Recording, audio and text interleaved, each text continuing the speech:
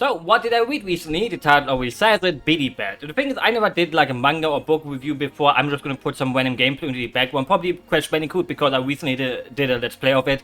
But anyways, it's basically just me talking about what I thought about it. And you would always probably start a review with like, what's the story? What is this manga about? Billy Bat is from Naoki Urasawa, and I mostly only started reading it recently because I was reading Asadora, which is his newest work. But it's still airing, or like it's still serialized, and obviously, I can't look into the future, sadly. So I have to wait for more chapters. But the thing is, I think it's a mistake to read Naoki Urasawa's works while they're not finished yet, because they are full of suspense, and he goes a lot on breaks because he's getting older and all that stuff. I would always start reading his stuff when it's out already fully.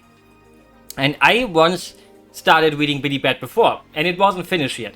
But the thing is, I got fairly far into it and I didn't really feel it. I was like, this is pretty okay, pretty suspense-like, but it didn't grab me. So now when I read it again, I read it fully in like 2 days, and you can probably guess from that it kind of grabs you hard if you read so many chapters, like 160 chapters in 2 days.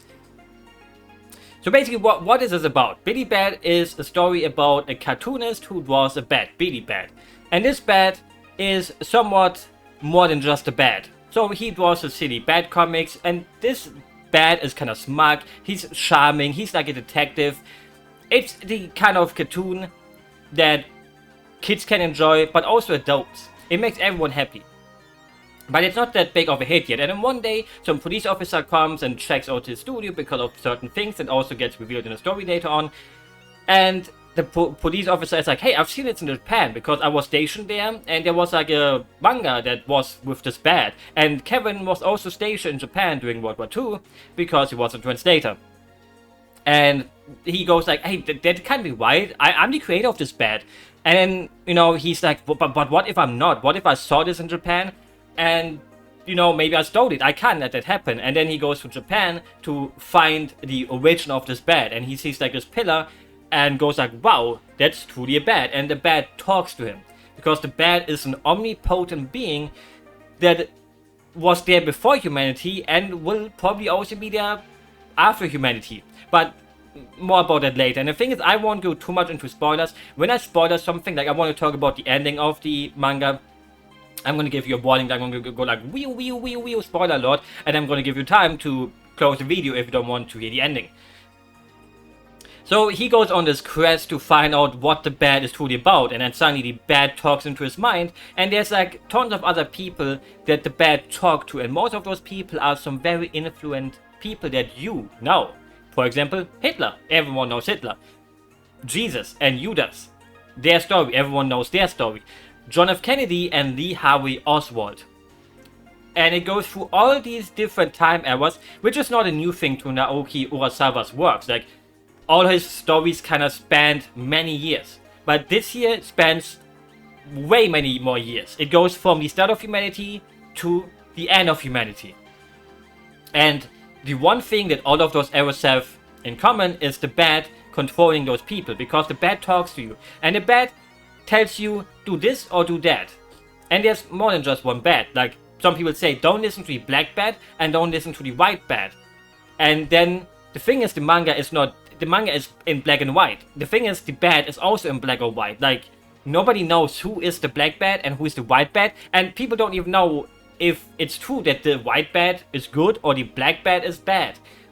So the whole story, you're guessing yourself too, because every time the bat says something, you don't know if the bat means this in a nice way for the humans or in a bad way for the humans, because the bat is somewhat of a person that tries to say people or to tell people, you shouldn't do this. But for example, Lee Harvey Oswald, he is one of the more important characters during the early arcs, and his arc kind of spans the biggest arc. Like, some of the other things are a little bit more glanced over, especially modern times, because at that point you already know how the story kind of ends up and how the bat works. But the John F. Kennedy assassination is kind of like one of the biggest arcs where you don't know who is in the right. Like, the main character obviously tries to stop Lee from shooting the president and has some other reasons. And obviously the bad people that see the bad, if that bad is even bad, tries to make Lee do it. They try to make him shoot the president. So in the end, Lee Harvey Oswald is torn inside of his mind, where he goes like, okay, what should I fucking do? I don't know. And he has to decide for himself. And in a way, that's kind of one of the themes of the story, to decide for yourself. Like, the bad tells people what to do, but you don't have to follow what the bad tells you to do. But sometimes the bad tells you not to do something, and then you do it anyways, and the bad goes like, haha, I manipulated you. So it plays around with these themes of free will.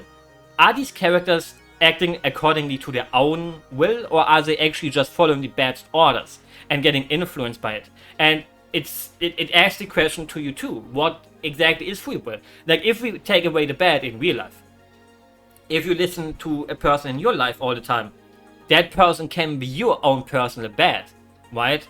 And it plays like with these kind of topics like, what is my own path in life? What is my road in life?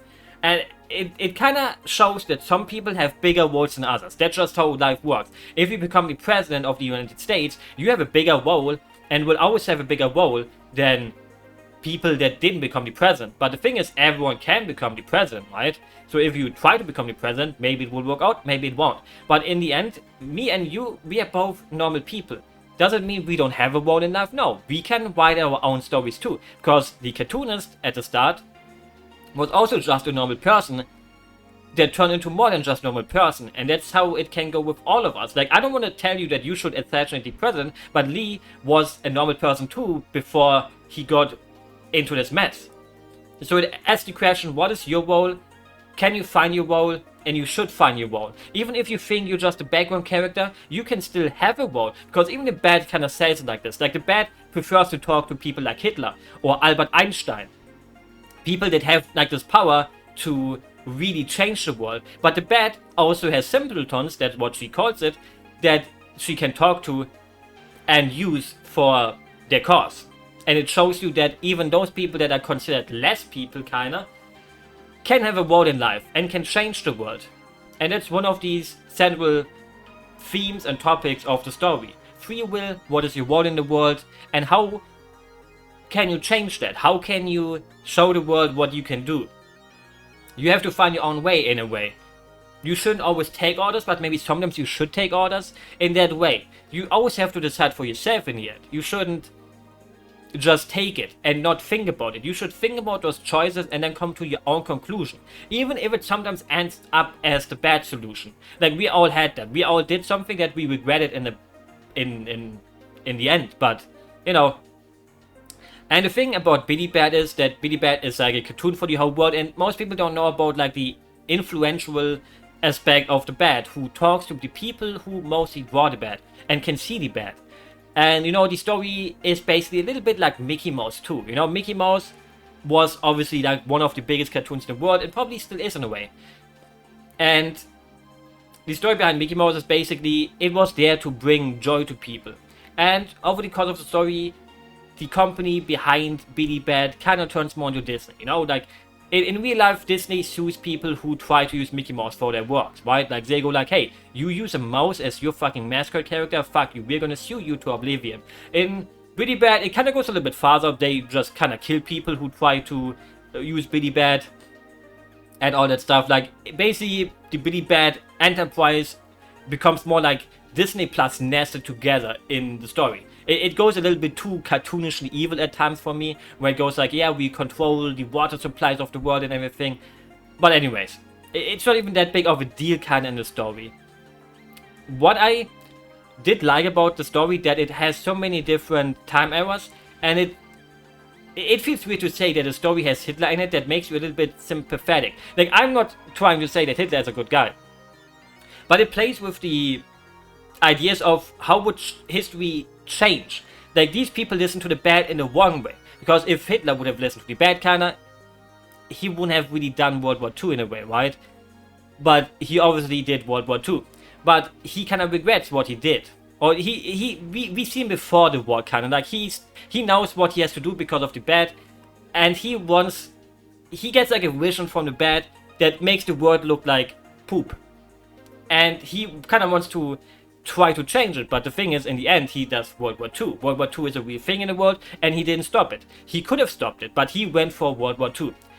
But, you know, he sits down with Albert Einstein, maybe you have seen like this panel, and he goes like, I don't even want to do this stuff. I want to turn back time, if it's possible, and try again. I want to be taken into art academy, or art school.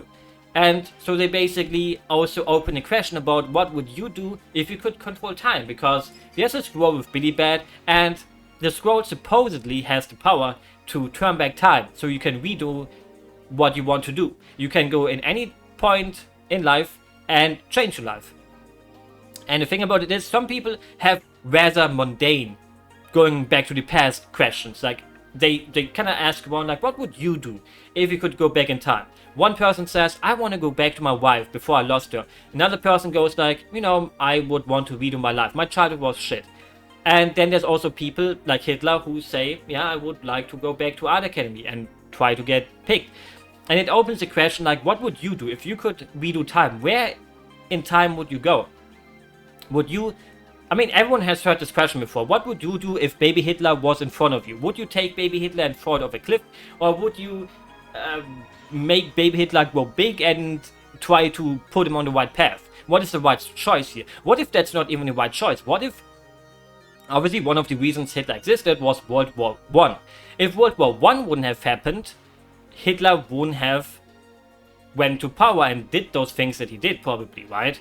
So what if I go before World War I and then change the path from there? But what if I just go further back in time to try to avoid World War I? You know, there's like all these questions, like what if I just go back to the start of humanity and try to shape humanity in such a way that bad things don't happen?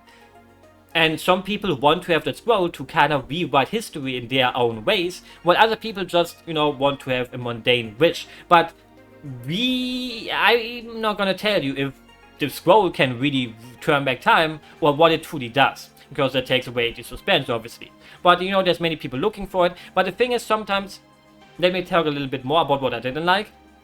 Sometimes the plot just repeats itself a little bit. Like, we go and talk about the John F. Kennedy assassination.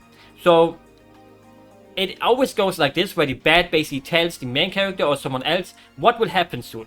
Or and the bad goes like, hey, you know, do you want to be a hero, Lee? And everyone knows what's going to happen. Like, he got told to buy a rifle, to go to the John F. Kennedy parade, and everyone knows, okay, you telling me I should shoot the president? And everyone knows it, kinda. And people try to stop him. But not really. But then in another way, every arc is built like that, where the main character gets a little bit of a glimpse into the future, and it never feels like he truly tries to change it. Like, the bad tells him that will kind of here happen, and you should draw the manga, because when the cartoonist that takes over Billy Bat draws Billy Bat, they kind of can change the outcomes. And then, you know, obviously for the sake of the story, the mangaka can't just suddenly go like, hey, everyone eats cake together, and then everyone will eat cake together. Like, they go like, nothing's coming to my mind, I don't know how to draw, I don't know the conclusion to the story. Even though the bad tells him, draw, dude. And it kind of makes you think, you know, what if we would have just drawn him eating cake? That would obviously take the suspense out of the story. And obviously nobody would do that, because then your story would make no sense, because you can just always make bad things go away by eating cake. But the story kind of wants to eat its cake in a way without really baking the cake first. Sometimes, especially when we go more into the modern time, the modern aspects feel more like they use modern happenings like refugee crisis, climate change, they use it more as a window dressing method of telling you, yeah, we are now in 2010 and these things are happening, but they never go into too much depth anymore, and they don't really need to, because at that point you know what the story is about. Like, you don't need to have every arc to be such a huge thing. And most of those things that are in a newer world like ours are not just because of one person. You know, World War II, one person. John F. Kennedy assassination, one person. And it just kind of makes you think like, yeah, it drags on a little bit too much at certain points. And one of the reasons for that is also, there's like one character that you kind of think of as a main villain. Like, he's evil, he's scheming, and you always think, what is he gonna do? And in my way or in my opinion, that person kind of ends up as a nothing burger a little bit. And then after that, it loses its plot for me a little bit. Like, there's obviously still, like, a main villain kind of, but in a way, it doesn't give me this suspense anymore. Like, it drags on too much towards the end for me. It's like, yeah, we know bad things will happen, and we try to stop it, but also not try to stop it too harshly, and then this bad thing happens, and then we go to the next big bad thing. And it also happens because every time the characters don't really learn anything new. Like, it's the same story beats happening over and over, and the characters don't feel like they grow with them. Like, every time there's a new set of characters, they feel like they have their own specific rule, and if they fulfill their rule, they're useless. And all of these main characters don't really grow as characters in my way. Like, the cartoonist from the start is still the same cartoonist towards the end, kinda, but he just draws more, in a way. Like, most of these resolutions to the characters feel rather weak, because I think this time the story is not about specific characters. Like, in Monster it's Johan's and Tenma's story. Here it's more like the story about humanity itself, how humans throughout time have changed the course of history, and how it takes one man to really just, you know, change the history. And it's the story of humanity, and the bad kinda. Because the bad has been there before humanity and will probably be there after the end of humanity. And it plays like with these themes about there will be good humans and there will be bad humans. But what should we do about that? And the thing is, the simple answer is you can't do anything about it. You can't. Humans will always do good things, but humans will always do bad things. There is no question. Like, many stories that go about the evil of humanity try to find an answer that goes like too deep. And the answer here is not too simple, it's just simple. Bad things will happen. Because they will happen. That's just how humans are wired. Like, obviously you can now go into a 5-hour video about psychological analysis about humanity and everything like that, but I'm now gonna talk a little bit about the ending. And the thing is, no, not yet. But sometimes it also feels like some plot points had a resolution to them, but it felt so unfinished in certain ways. Like, some characters never felt they got what they deserved, in my opinion. And maybe that's another part of life, where life is just life. Like, good people deserve death sometimes, while bad people deserve to live. You know, it really shows you. I mean, he always has this, where sometimes he tries too hard to have a bad person that kind of turns good, and it makes you think, like, come on, like, that person.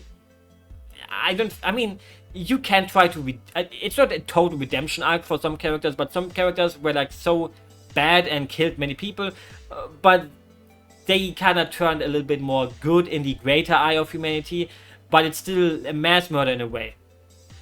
Like, most of these bad people, I mean, it's a very black and white outlook on life, where I would say, like, oh, you know, this bad person should get really fucked up because he did very bad things.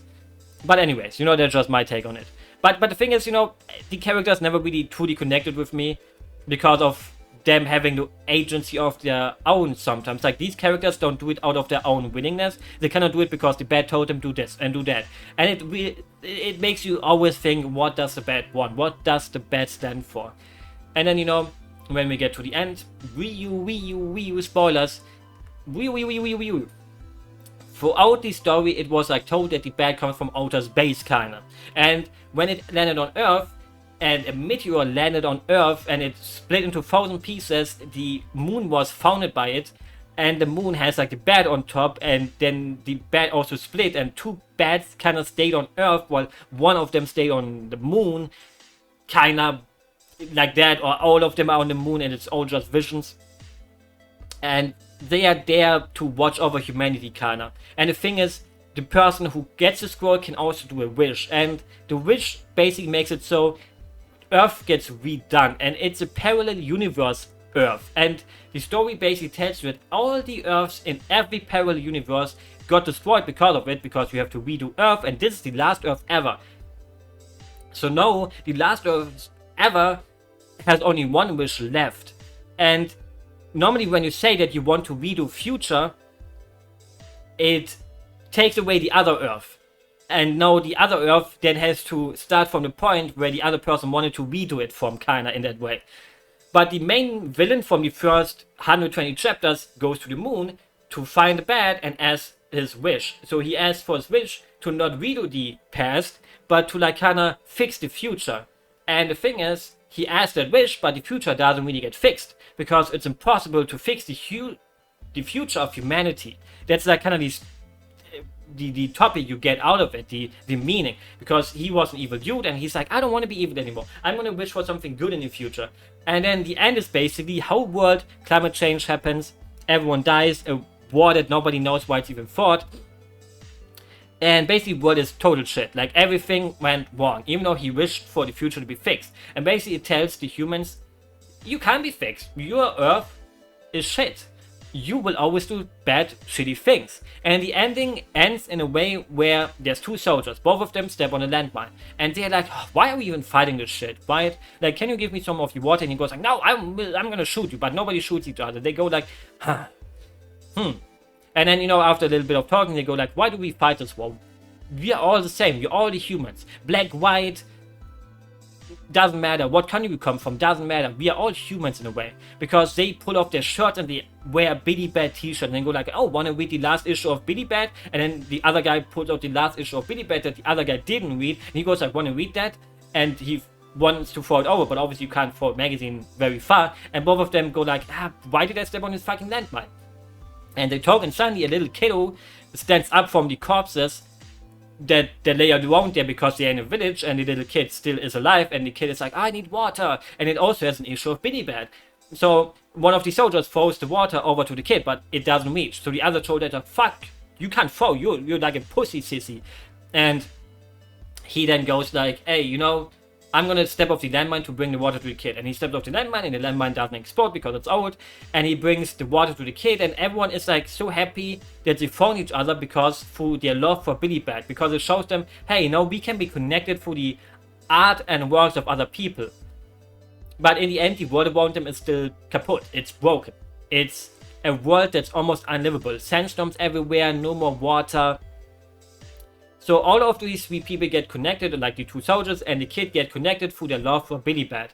And in a way, it's like a very nice message to artists or people who create things. And it shows that humans can... I need to quickly drink my own juice, otherwise I have a voice crack.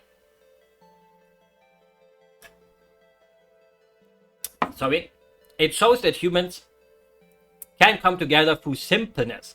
People can come together through the love for shared interests, like a movie. If you like Marvel movies, go ahead. You can stop a whole war with that. And the thing is, it's basically a story about how the Bat tried to tell people how to live, but it kind of showed you that people will always go out of their way to make things maybe worse. Like, you never know what will happen when you do things. Even if you listen to an omnipotent being like the Bat.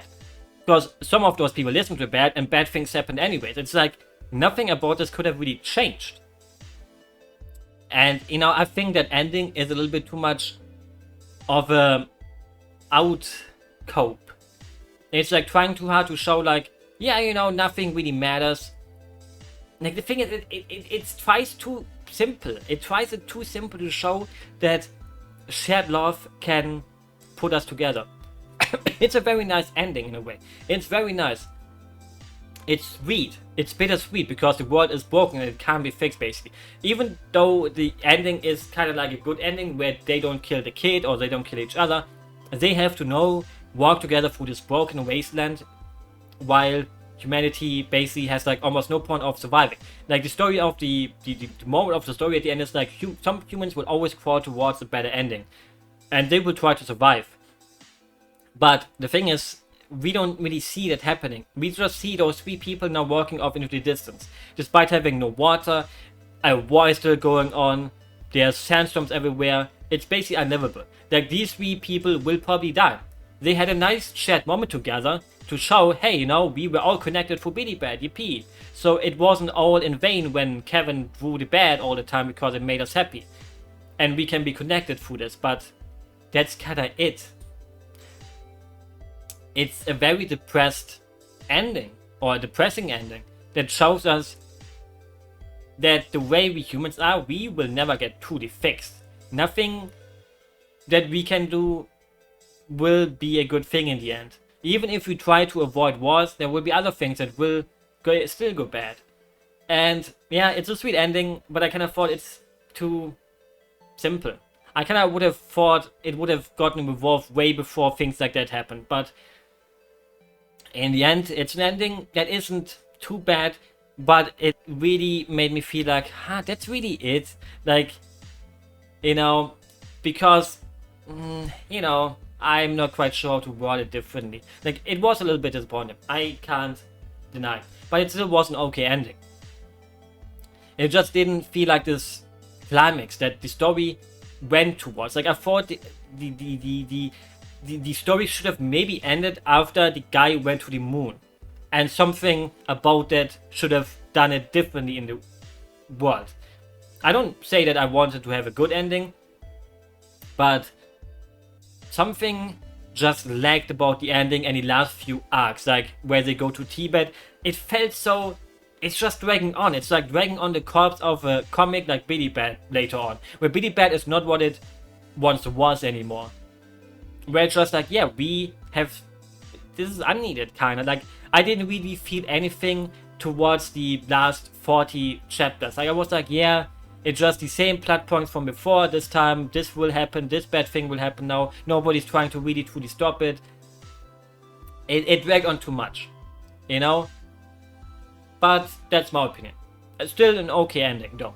Like, I get the overall meaning of it, but it just didn't quite fit right with me when you do it as simple as that. Or maybe, you know, that, I mean, in a way I agree with the message of it, like humans will destroy the Earth sooner or later.